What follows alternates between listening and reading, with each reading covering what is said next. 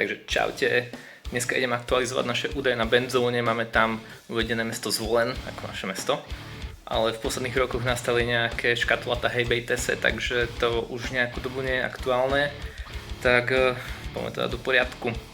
Urobíme to takým štýlom, že otvoríme si výkres v súradniciach SJT.sk, do každého mesta dám bod, body pospájam, vznikne z toho zatvorený obrazec a nájdeme ťažisko. To je celé. Titulky sa mi moc nechce robiť, takže bohužiaľ sa zahraničné publikum bude musieť pre tento prípad ísť. Tak sme späť. Všetko je pripravené, poďme na to. Toto nás ťaží pri srdiečku, je tu Zvolen, poďme s tým niečo urobiť. Takže mám tu výkres C3D, je to česká šablóna.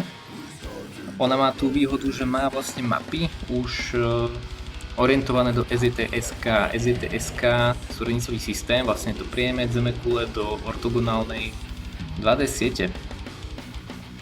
Takže moja maličkosť žije prosím pekne v Pragu.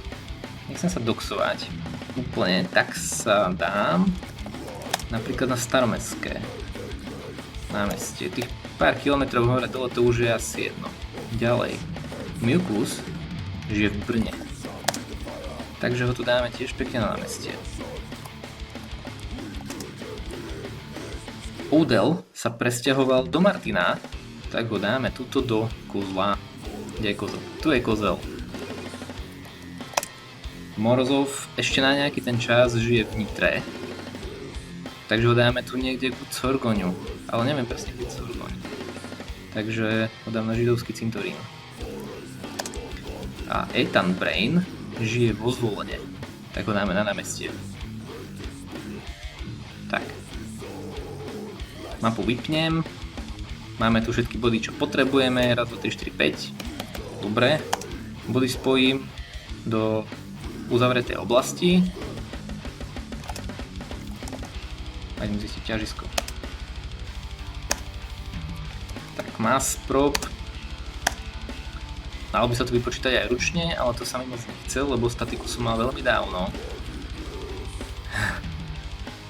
Tak využijeme funkcia, tak je tu minus 53709.7611 y minus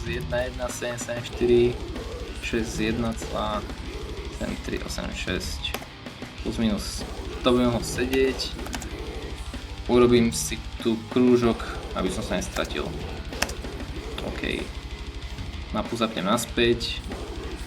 Krúžok. Takže Hoštenovice pri Uvarskom Hradišti. Výborne, výborne.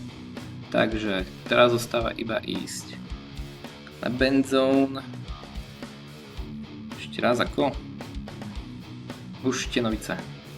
OK.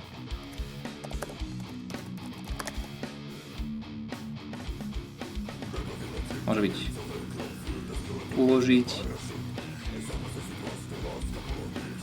Nastavenie uloženo. Výborne.